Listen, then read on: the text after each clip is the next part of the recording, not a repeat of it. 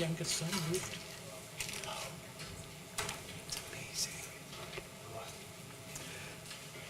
Welcome to the Arcadia Unified School District Board of Education meeting on January 10th, 2023. It is 7 p.m. and I'm calling this meeting to order, which is being recorded and live streamed on YouTube and can be accessed at boardmeeting.ausd.net. Roll call. The entire board is here, and so is the administrators. Absent is our student rep, Anvitha Malapati. She's been excused because she isn't feeling well. We're now up to the Pledge of Allegiance. Mrs. Kinsler, would you care to lead us? Please stand. Put your right hand over your heart. Ready, begin. I pledge allegiance to the flag of the United States of America and to the republic for which it stands, one nation, under God, indivisible, with liberty and justice for all. I think it's that scouting in me that has to say, ready, begin, before that. I have the inspiration for today, and first I want to wish everybody a happy new year. I wish you all a happy, healthy, and blessed new year. And something really inspiring happened yesterday. Yesterday we were notified that all 7 of our elementary school programs received the California Distinguished School Award. This is the first time that every elementary school in Arcadia received the award simultaneously. And it's the first time, I think, that Rancho ever received the award. Before, they've been a very small program, and with COVID and all, that program has really expanded. And so it is now being honored as well. The California Distinguished Schools Program recognizes schools for their excellent work in one of 2 categories: closing the achievement gap and achieving exceptional student performance.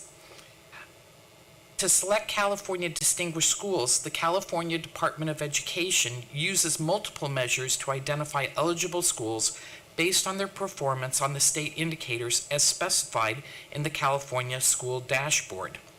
We call it the dashboard.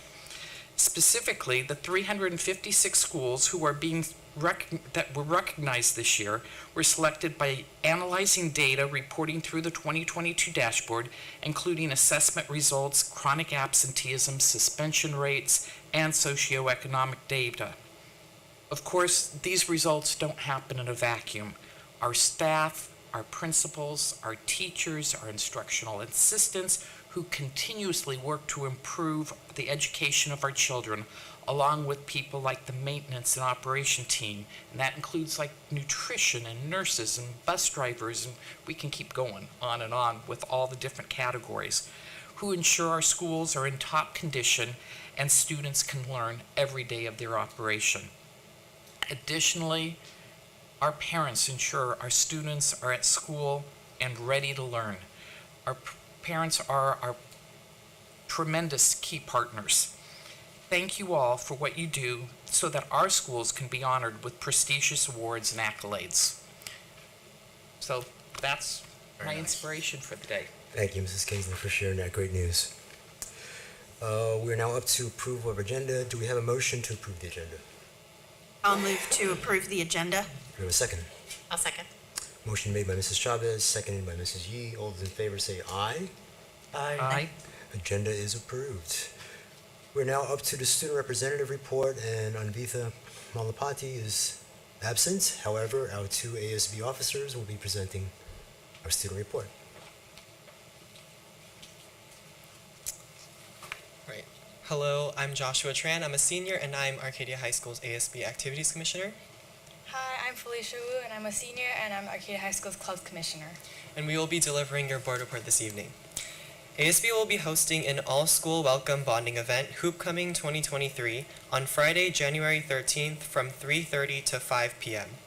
This event will be held at the Rally Court as a tailgate for our boys and girls basketball teams. Additionally, the ASB president is currently working with the Spirit Commissioner to finalize details for the upcoming Winter Assembly, which will take place on Friday, January 27th at the Salter Stadium. ASB partnered with Mark Twain to offer a merchandise fundraiser featuring a cardinal sweater and t-shirt. The one-day sale will take place Thursday, January 12th from 3:30 to 4:30 p.m. The club's commissioner has finished reviewing first semester club checks that were conducted throughout the end of November and beginning of December. Over the break, the EDI committee has been updating its social media accounts with posts on cultural holidays such as Kwanzaa and Hanukkah.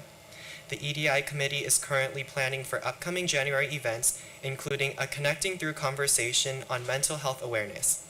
The event is scheduled for Wednesday, January 25th at the Media Center from 3:45 to 4:45 p.m. The speech and debate team will compete at its annual Fall Varsity Debate Tournament on Saturday, January 21st at San Gabriel High School. The Ocean Science Bowl will be participating at the Lynbrook Invitational, while the Science Bowl team will be competing at the JPL Regional Competition on Saturday, February 4th. Band will be hosting its annual spaghetti dinner on Saturday, January 21st with 3 shows at 5 p.m., 7 p.m., and 9 p.m. It will highlight the band and the Color Guard field shows along with a senior tribute to conclude the band season. The Athletics Commissioner has been working on finalizing the winter sports segment of the Winter Pep Assembly. She has also been in contact with the January Athlete of the Month and is in the process of submitting a post for the ASB Instagram page. Additionally, the boys and girls basketball teams will be playing against our rival Crescenta Valley on Friday, January 13th. Junior Council has been in the process of planning ASU's first bonding event of the semester, the Homecoming Tailgate, which will be held on Friday, January 13th from 3:30 to 5 p.m. in the Rally Court. The tailgate's goal is to keep students at school until 5:30 p.m. to watch our girls and boys varsity team basketball games against our rival Crescenta Valley. Students can enjoy food from Chano's Taco Truck alongside the various activities such as making foam fingers and putting on glitter and face paint, as well as games including NBA 2K, Giant Jenga, Cornhole, and Giant Basket Pong. Additionally, the Junior Council has planned and scheduled a winter movie night, which will be held on Friday, February 18th from 6 to 8 p.m. in the MPR. Sophomore Council has been working with the prom committee to plan for the 2023 prom. They finalized the theme and venue and are in the midst of working on the color scheme and posters. Freshman Council is looking forward to the upcoming VJ's Brewhouse in Restaurant fundraiser on Wednesday, January 18th from 2 to 11 p.m. and will receive 20% back from all proceeds. Thank you. Thank you, students. Thank you for the presentation. We do not have any audience comments today. And we do not have any action items. So we're moving on to information items. First up would be Williams Settlement Quarterly Uniform Complaint Report Summary. Dr. Forsey? All right, the timeline for this report, which is our second quarter, is October 1st, 2022 through the end of last year, a year ago, December 31st, 2022. And we had no Williams complaints reported. Thank you, Dr. Forsey. And Dr. we're now- Forsey, is your button pushed for your mic? I just didn't. We had no Williams complaints during the second quarter of last year. I'm just watching Scott back there kind of get nervous, so thank you. Thank you. We're now up to department updates. Dr. Van Osdal? All right, thank you, Mr. President. So this is the updates since our last meeting, which was prior to our holiday break. And so we'll do a 360 around the organization and catch you up on what's been happening as we look forward to 2023. So we'll start with business services. Dear Kessler. Great, thank you. Good evening, everybody. Just updates in 2 areas. First one is facilities. You may have noticed it's been raining, and that has unfortunately slowed our construction projects. Typically the winter break is a time where we like to get a lot of work done, and we've made progress, but not as much as we had hoped or planned. We've got some posts in the ground for some shade structures at 2 or 3 of the elementaries. At Holly Ave, the trenches for the foundation were dug for the new building, and then they promptly flooded and collapsed. So, we're waiting for things to dry out before we can get back in there. With students back in school now, yesterday and today, we did have a few leaks, some flooding, at the high school. We saw some damage to the small gym at the high school, the floor from a leak. So once it's all dried out, we can assess that and see how bad the damage is. But what I'm hearing from many, many people is that the amount of leaks and flooding that we're seeing is nothing compared to what we used to experience in the past prior to all the modernization work that we did. So that's a great improvement, keeping our kids in the classroom without all these issues. And then the Gavin Newsom, our governor, came out with his budget proposal for the 2023-24 year. Next week, the administration as well as the union leaders will be attending the school services workshop. And David Vong will come back at the next board meeting for a presentation. I'll just give you a couple quick highlights. The COLA is 8.13%. That's good news. On the flip side, some not so good news. The plan the governor has proposed for the current school year is to reduce the one-time arts, music, instructional materials block grant by about 1/3. Arcadia will lose about $2 million of $5.6 million in one-time money. Probably not coincidentally, the amount that they're reducing the money this year is equal to the money that, what was it, Prop 29 that starts next year, the arts money. They're both about $1 billion. So we're losing that, gaining it next year. Probably not a coincidence. The governor mentioned about a $23 billion shortfall in the budget next year. And also mentioned that there's about $36 billion in reserves statewide, both for schools and in general for the state. So that's just a little teaser of the budget and more to come. And that concludes my updates. Thank you. Any questions? Okay, we'll be looking forward to those updates as we get clarification on many of those points that the governor released. I'm sorry, just one more thing to say. This is the January proposal. I expect, as we've learned in the last few years, the budget will probably look different by May and June and July. So more changes to come. Yeah. My understanding is that the governor does not plan to tap into the reserve. Is that true? I don't know who knows Gavin Newsom's mind. My opinion is that he will tap into the reserves. We've heard that. I've heard that several times now from, I don't know his official title, but I think of him as the chief economist for the Legislative Analyst's Office. They've talked about like tools, levers that can be pulled to manage this deficit. And one of the top 3 on that list is accessing the reserves that the state has, both for education and for the general fund. So I think we will tap into those reserves, but we'll see. Okay. Yeah, good question. Where is the delta between because I believe what they were forecasting was almost a $44 billion deficit, and now you're saying 20. The number, it was 23. like half of what they had thought it was going to be, what the LAO had come out with back in the fall. Like at the CASBO, at the CBO symposium, they talked, the economists that presented there were talking about $45 billion. So the state revenues this year have improved just in the last couple months.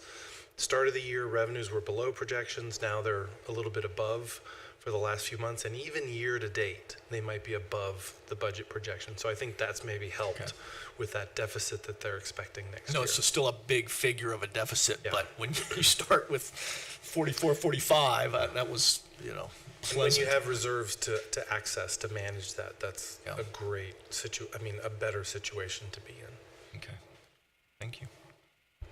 All right, we'll move on to Dr. Forsey with Educational Services.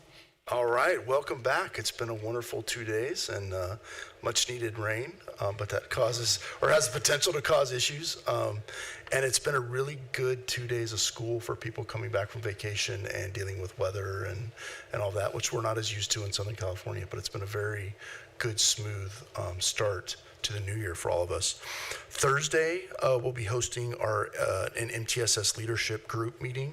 That's a group that started last year and met several times as kind of a district leadership group to come to some agreements and kind of, where are we going with this and what do we think?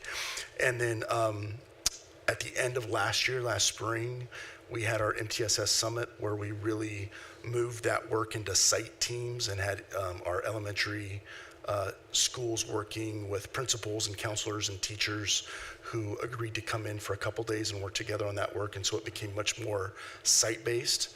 And so, that whole approach. And so now we're getting that leadership team back together to kind of reflect on where are we in the different sites in that walk in our MTSS work. And there's not a right answer, but it's more about gleaning information and seeing where we are, which will, again, help us plan for our next time together next spring, or this coming spring, for our more concentrated MTSS work. And so that will take place on Thursday afternoon here at the AAC. Piggybacking on Kay's inspiration, thank you for sharing the wonderful news that all 7 of our schools were honored for California Distinguished School. And I received that notification. I immediately went to the internet, like, is somebody hoaxing me? Is that to make sure that was accurate? And it's unbelievable, and yet I would also argue not unexpected that we think, and our schools deserve that. And so to point to a couple things, I don't have specific data on why, and we know the metrics, and but I hope that this serves as validation for our school sites and for a lot of people in AUSD about the work and the decisions in, during, and coming out of the pandemic. And there was so many different factors and so many different things and so many different directions that we could have gone as a district. And a lot of these things that we didn't do or didn't change as a district. And those decisions being validated in the first time having all 7 schools reach this milestone is really special. And one specific thing I'd like to point to is independent study. And independent study used to be kind of a rumor or a myth, something we heard about, but nobody really knew what that was. And then the pandemic hit and it became, part of our vernacular. And so I'd really like to recognize our school sites in their management of their independent study that's created so much more access for students who, have a family thing that they can't miss that they need to get to. We have a lot of students who have family out of the country that may need to travel. Previously it was you were gone and, you'll make up the work when you come back in 10 days and the class has already moved forward. Probably not the best way to deliver education and instruction when students have to miss. Students are ill. And so the school site's ability with principals and teachers and office managers and counselors and that village that it takes to pull off the independent study in the way that the state wants us to with the contracts, the signatures, and that work being done and keeping the student engaged is really, I believe, part of the secret sauce to this. And I'll add to that the technology, the Chrome boxes and the Chromebooks that we have that allow students to stay engaged with the class even if they are gone, where it's not just a handout, it's not just a packet. You actually can be engaged and get that independent study credit, but most importantly, stay engaged with your class. And then the connection with our sites in Rancho and the way that our principals, including John Tugg and all of our elementary principals, work together as one team and share students and see all of our elementary students really as our students, I believe also was part of the secret sauce. Again, not unexpected for, I would say, what we expect in Arcadia, but it always is nice when you see that lived out and then you see the fruits of that labor, which I believe is what this is. So our principals, we're working on them attending the ceremony, which is at the Disneyland Hotel, and we'll make sure we get some great shots because this is a wonderful, wonderful recognition of the work. And that's it. And just a couple clarifications on that. The first one, in case someone's watching and thinking, well, what happened to the middle schools and the high school? It's a 3-year cycle. So this is the year for elementaries. Tony Thurman, our state superintendent, looks at that data. And the second for elementaries this year, I think then it goes to the high school and middle school or middle high, but it's a 3-year cycle for each level. So only the elementaries were looked at this year. And the second one is, unlike the blue ribbon recognition, the national, this isn't an application process. So the schools don't apply for this. The data points are selected by the state, and they look at the data on their end about the school district. So thank you for sharing that. Any questions? The only question I have, I know on different schools we've painted where there's the distinguished schools, and some of them are getting to look a little sad. Would there maybe, because of this, we refresh the paint on some of those? It's a wonderful idea. I think so. Wouldn't this be a good time to, especially since they're all going to get it right? Yeah. So we'll look into that, whether it's the painting or banners or however we choose to do that. So I think that would be fabulous. And I'm going to need to excuse myself. Thank you. Appreciate that. Yeah. Any other questions? All right, then we'll move on to Human Resource Services. Dr. Harishu. All right, so starting with health services from nurse manager Erica Newkirk. Prior to the winter break, we had a large number of students, staff, and families take advantage of our take-home rapid antigen COVID-19 test kits. We are grateful for everyone's participation in the voluntary testing as part of our layered approach to safety. We are pleased to announce that as of today, despite the increase in testing, we have not seen a significant increase in COVID-19 cases. We will, of course, continue to monitor our numbers and the guidance from the LA County Department of Health, and will continue to evolve our mitigation strategies as needed. On the subject of LA County Department of Public Health, there have been no major changes to current county requirements and safety guidelines following the winter break. That being said, we feel confident that we are able to scale up our COVID-19 safety and mitigation measures as needed should county guidelines change in the future. Moving on to special education from Dr. Catherine Mahoney. Since the last board meeting, the Special Education Department has provided several PD opportunities with a focus on enhancing site resources. We have 8 new trainers certified in Nonviolent Crisis Prevention, otherwise known as NCI. NCI is a CDE required approach to address behaviors of concern in students, and includes prevention and verbal de-escalation, disengagement safety techniques, and skills for extreme behavior situations. So we are working towards a goal of having an NCI trainer on each school campus. These staff members can partner with our district level trainers and then also provide on-the-spot training or site-specific training as needed. The department wishes to thank our site administrators who made it possible for these staff to attend the professional development days for NCI. We also trained 15 staff to support their sites as an administrative designee for IEP meetings.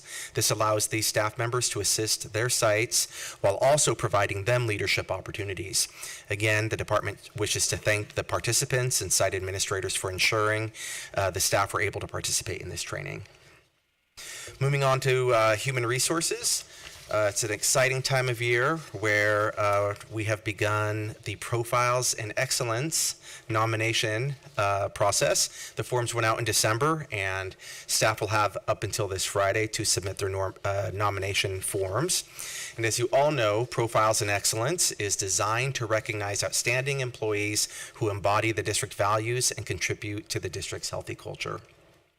And that concludes my report. Questions? The 8 new trainers, are those teachers or instructional coaches or like? I will have to get back to you on that. I'm not sure. My guess is, do you know, Kelsey? Mostly counselors. Okay. But I'll get specifics on that and get back to you on that, Raymond. Sure. Anything else? All right, thank you. Moving on to innovation and strategy with Greg Gazanian. All right, good evening, everyone. So just a few updates tonight. One, just following up on Dr. Hirsch's report, I just want to offer a huge thanks to our Health Services Department and Terry Rademacher and the rest of the team who helped with providing our COVID testing leading up to the break. There was a large demand leading up to the break. In fact, one day I think we had almost 400 people utilize our kiosk out there. And the really good news is, from what I hear, there was never much of a line and it was moving quickly. So again, huge thanks to the team who's continuing to restock those tests and be available if there were any questions or issues. Just want to let you know, demand has gone down this week, which is a good sign. That means people prepared before the break and now they're not having to shuffle in to get them. However, it continues to be available out there for those who need it. And just to make you aware, our inventory is still strong. So should there be a spike, should we head that direction, we have the ability to scale our capacity. As you know, I think I've mentioned it for several years now, our goal is sustainability and scalability. And we've stuck with that, and we continue to be able to scale as is required. Also, some of you may have received our update on our exploration of diversity, equity, and inclusion topics. We sent out an email right before the holiday break, just sharing some of the themes that have emerged as we've done that work. There's going to be several ways for people to engage this month that we're very excited about. One is we're going to be doing one-on-one interviews. That means people who are interested, I will sit down with them, our people sit down with them, and really just talk through things that are on their mind. We have a few prompts and a few observations we've made, and we'll be able to go through that and save that information. Also, we're going to be doing a survey on some of these themes for folks who don't have time to do a sit down and just get some feedback on what we're seeing. As you may recall, we call this the accordion effect, where we collect information and send it back out and keep that flow going so we can continue to refine what we're hearing and what we're seeing. And then finally, we're going to be holding our second community engagement night or community roundtable night around this. So we're working on nailing down the date now, and we'll be sending that out soon. So very excited about that. And we're getting really good feedback around things we should be thinking about, and even do we even want to call it DEI, or whether maybe there's another topic that feels more inclusive of people's perspectives on it. So very excited to continue along that. Now I'm excited to shift into what I would call kind of our broader innovation topics. Some of you may have heard about ChatGPT, which was very much in the news over the break. ChatGPT is a public-facing app online or website where you can ask questions of this AI system, and it will write very human-sounding text. As you can imagine, there's been a lot of curiosity and concern about what that means in perhaps an English class or other classes where students might be able to utilize it to generate text that is not their own and turn it in. There's been a lot of conversation about that. So we're monitoring that situation very closely. As you know, our number one value is collaboration. We talk about that internally a lot, and we will be collaborating about this, but we also are collaborating with folks outside of Arcadia Unified. Over the years, we've developed a lot of relationships with people even in the fields of AI, of technology, who have some insight into how this is being rolled out. So we're really utilizing all those relationships to learn about where this technology might go and how we can adapt and roll and move with it as it really becomes more and more commonplace.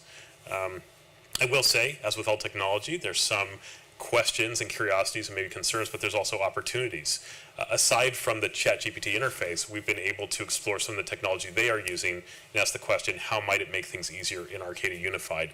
Even right now, we're exploring what might it look like for an AI engine to be able to answer staff questions that they have about different departments in the district.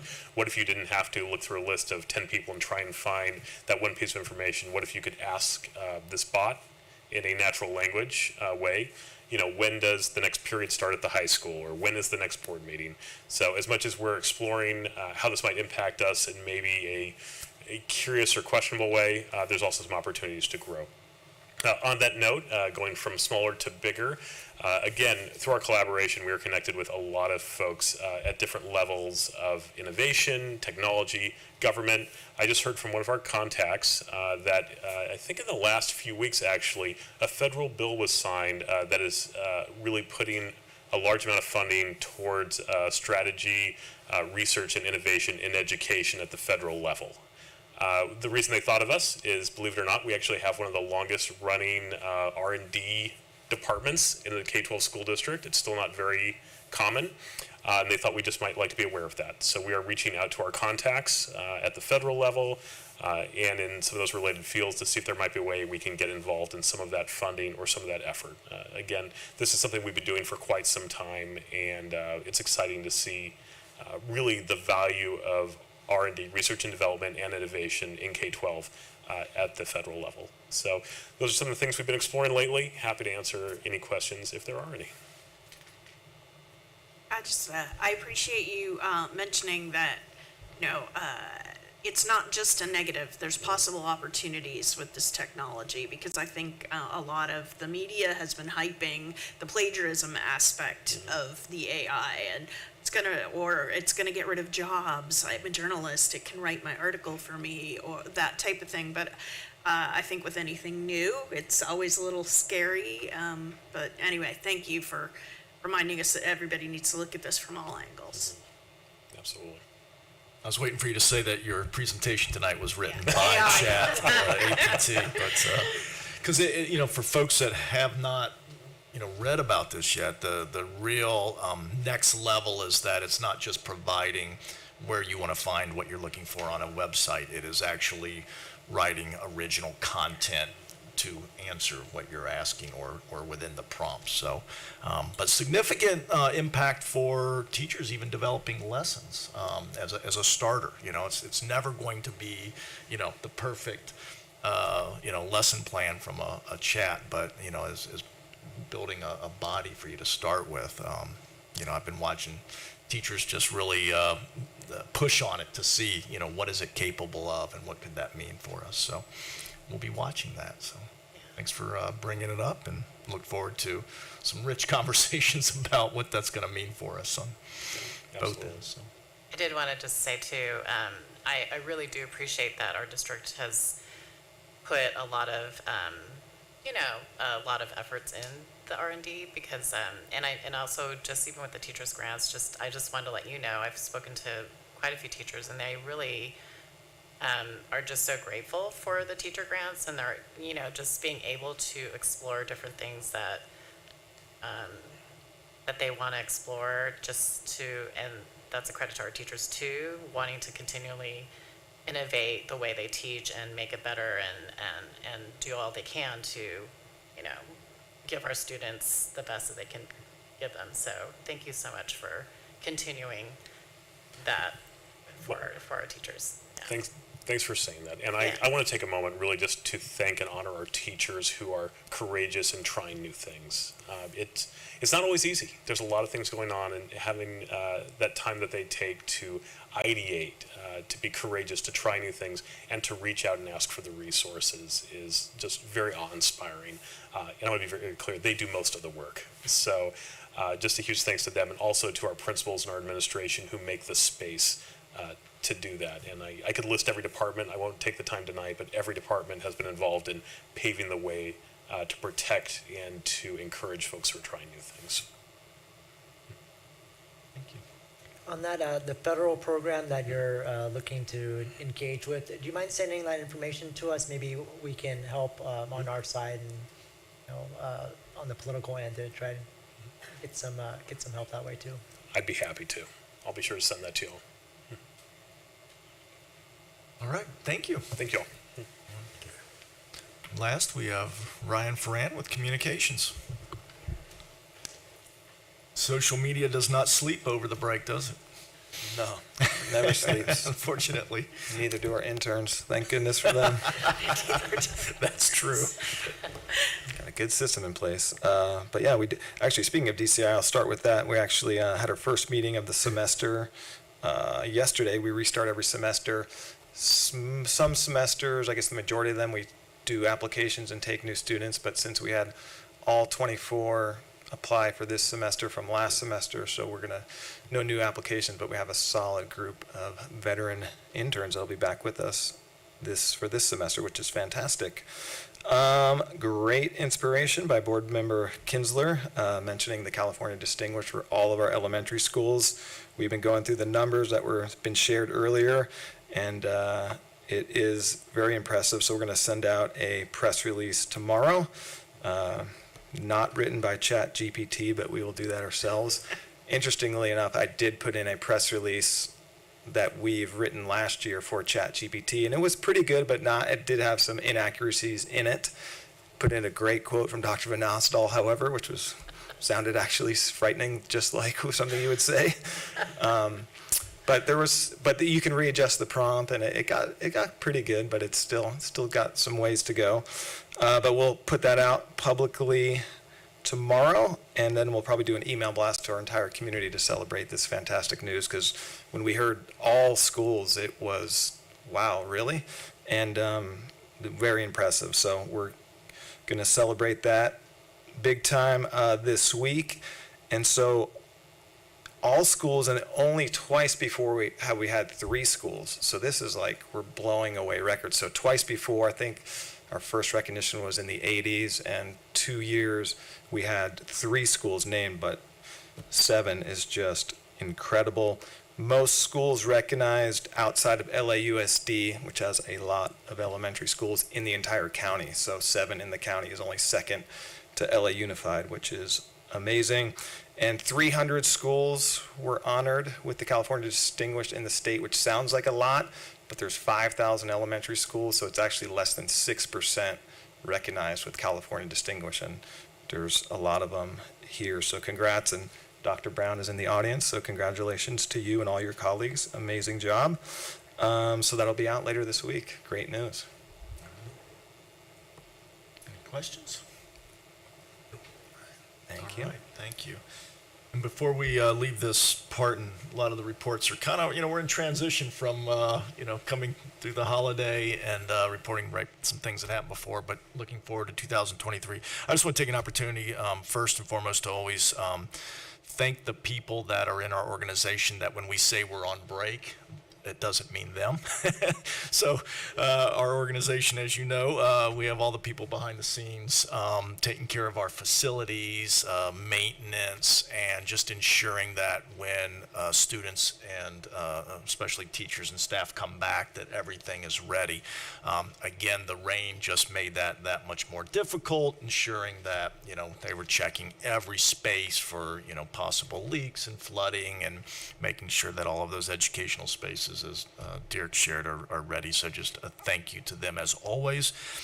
And then there's many reasons why Monday, after a break like we've had, but this year especially, we had the airline disruptions, and we kind of kept getting word of people that were overseas having difficulty.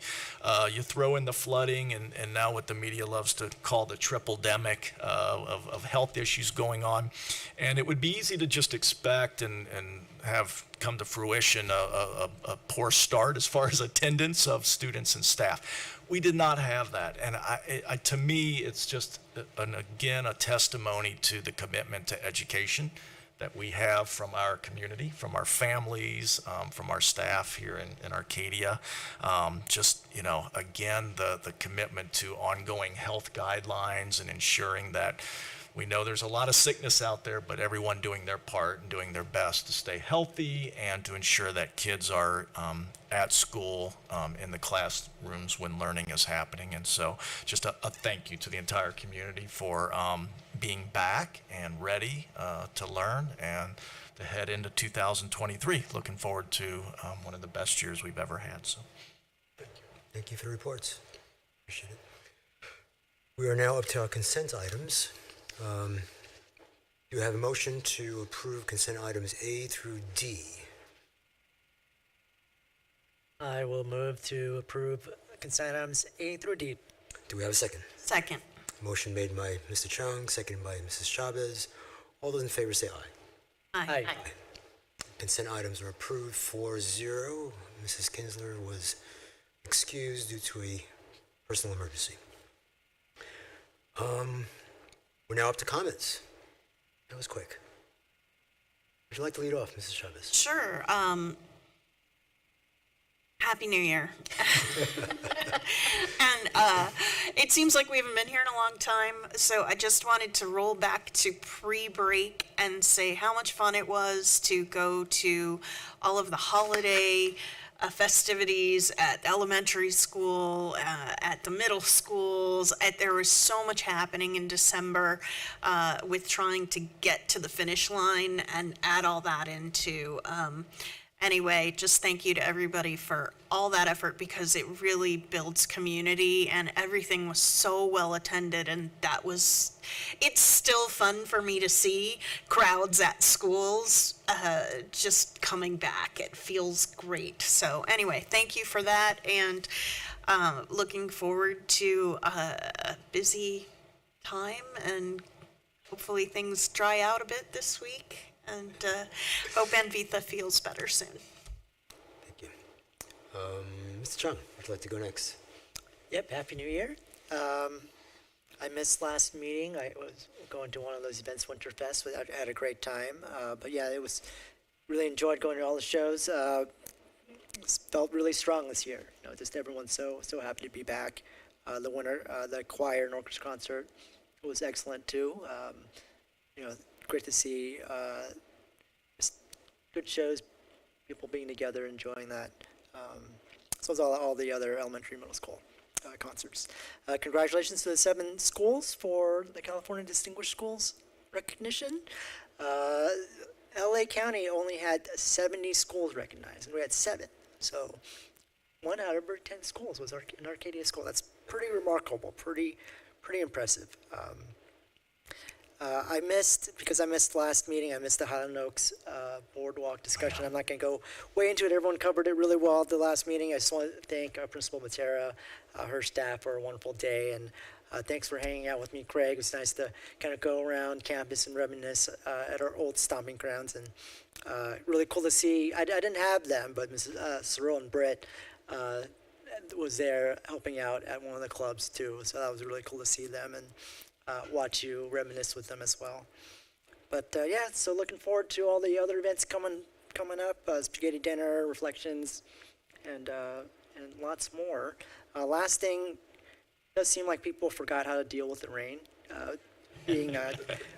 Participating in drop-off and pick-up last couple days, so just parents out there, please take some extra time, slow down, follow the law, please.